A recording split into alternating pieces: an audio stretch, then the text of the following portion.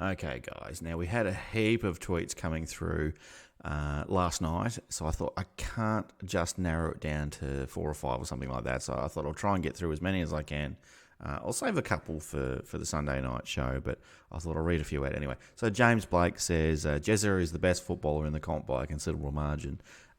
He's up there for sure. He's definitely probably in the top 5. He's off to a good start this year. And when he turns it on, he can be the best player on the ground 4 or 5 times a year easily. Can go missing sometimes in certain games when things just aren't clicking. But yeah, he can absolutely be a match winner, and when he's on, he's absolutely in that conversation as one of the best ever. Ross Mueller says, from an outsider's perspective, it looks like the standards have slipped. Jeremy Cameron can't win the game on his own. Well, he tried, unfortunately, got that rib injury.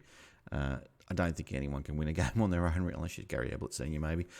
Even he can't. 9 goals in a grand final, but what are you going to do? Daniel James Warren says, hey, it is what it is. After last year, I just can't be asked being annoyed at a loss in round 2. Lost it after the Swans game last year, and it meant nothing at the end of the day. Don't win flags in March. We definitely don't win flags in March. That's for sure. Daniel, got a long way to go. Just need to get back on track over the next 2 to 3 to 4 weeks, and I think we can maybe take a deep breath and see where we're at then, and hopefully start getting some players back. We're not probably going to have the luxury this year of picking and choosing when to rest players. It just seems like we're filling holes so far after 2 rounds anyway. And now Tony Z says, can we get Joel out of retirement? Mate, I have thought exactly the same thing. Surely Joel must be sitting there on the couch or at the ground thinking, oh, I'd love to help the boys right now. I know I've put on 5 kilos since I retired, but maybe a little mini pre-season, maybe chat with the AFL and see if I can get an exemption to get added to the list somehow. Let's make it happen. Let's just send him out there anyway. Who cares? We'll break all the rules, get a big fine. We'll put him out there anyway. I don't care, whatever. We're at that point maybe. Now, my good man, my excellent man, Jared Mast, good Patreon supporter of the channel, says, he's given us a few ticks and a few crosses, and Jared says, Cameron is the greatest. Yes. Now the tick, Axe Tackle Beast with 12, tick Holmes and Zuthri, and some crosses bombing into 50s in the 50. Cam Guthrie playing quarter 4 only, and undisciplined stuff giving away silly frees. Get the injured players back, play discipline, grease the wheels for September. And I think you might be referring to a couple of 50s given away by good old Tyson Stengel. It looked good apart from the 50s. Yeah, it's a bit of a worry there. Got to get back on track with the professional footy boys.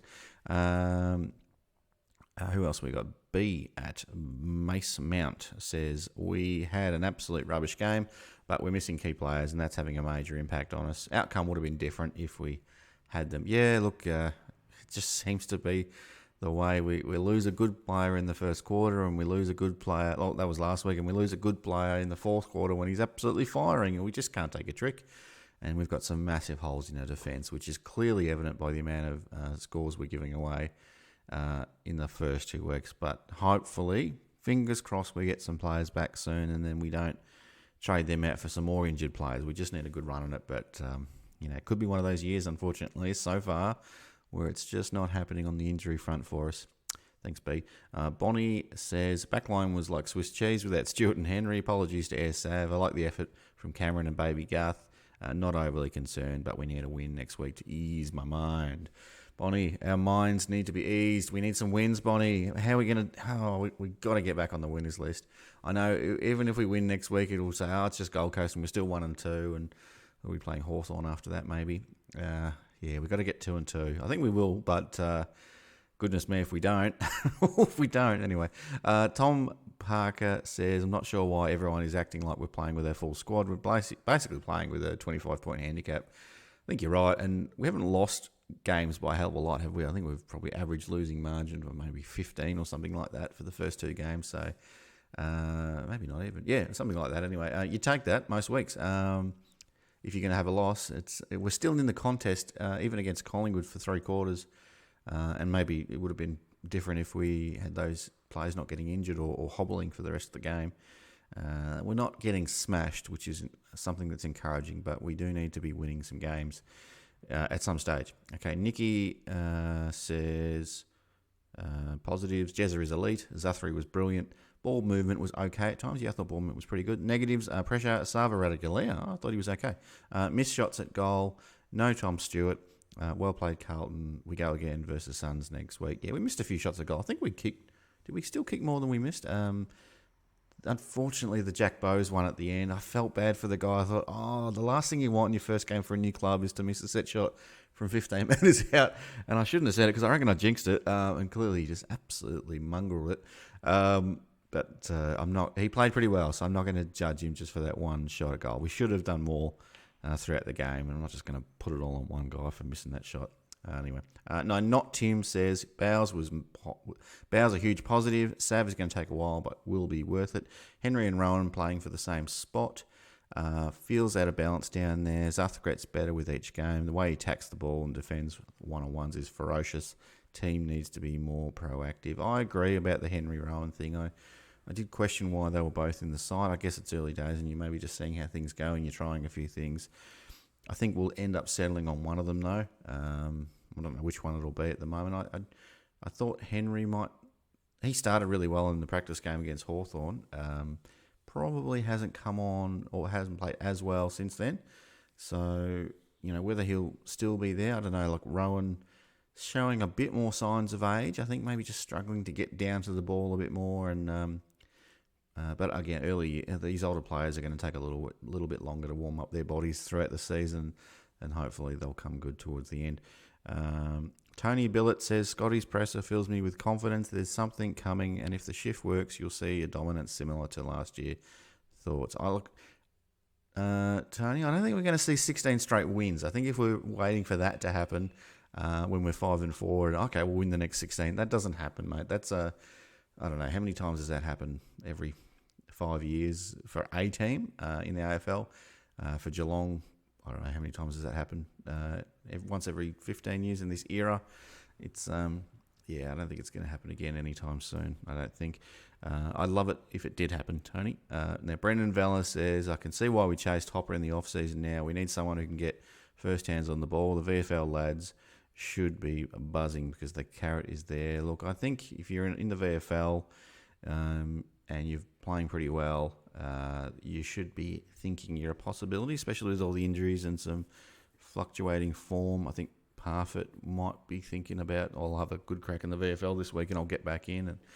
And there's probably a few other young guys, a couple more debutants and a few other guys that maybe played 1 or 2 games last year, like Ollie Dempsey and Mitch Nevitt.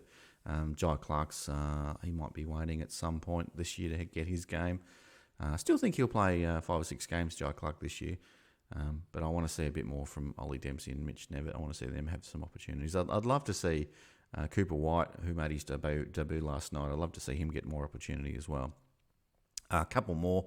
Ricky Allen says, is it too early to send out an SOS to Joel? Yeah, we've talked about that one as well. I think, Joel, if you're listening, and I know you're an avid listener or watcher of the Hoop Show, mate, and I know you're a subscriber and all that sort of stuff, you're not. But if you are listening, Joel, please, the fans, listen to the fans. We want you back. And yeah, if you can make it back for a couple of games, Joel, that'd be fantastic. Maybe get you in the mid-season draft. So strap on the boots, run out for a local club, and keep your fitness up because we need you, mate. 2 more. Margie Carroll says, missing Joel directing traffic through the centre, so delivery is random and it's just coming back out of a forward line too easy. Might take some time to adjust, I think. Backline missing Stewart and Henry, but hopefully that's short term. Uncharacteristically undisciplined at times. Try and say that again. Uncharacteristically undisciplined. I can't say that. You're testing me there, Margie. Yeah, it's a bit off at the moment, isn't it? It's just, I don't know if it's the Joel thing. I think it's a combination of a lot of different things just not working at the moment. But hopefully we've got time to sort that out. Last one, and it's on a positive note, from Robin Larder, who says, onwards and upwards, Cats will never give up. Next game, please. Onwards and upwards. Yes, we never give up this club, not in the last 15 years anyway. We fight to the end, and hopefully we'll never give up. Even if the season looks shot, hopefully we keep bringing the same attitude, the Geelong style, Geelong way of footy each week, no matter what happens. And because it doesn't matter, even if we have an off year this year, doesn't mean we can't come back the following year and do it all again. So doesn't mean the era has to be over. Anyway, it's round 2. The year is not over. What am I talking about? Shut up. Shut up. Anyway, thank you for those that tweeted. I didn't get through all of them. We'll cover a few more on the Sunday show as well. I appreciate you taking the time to do that. As always, everyone, go Cats.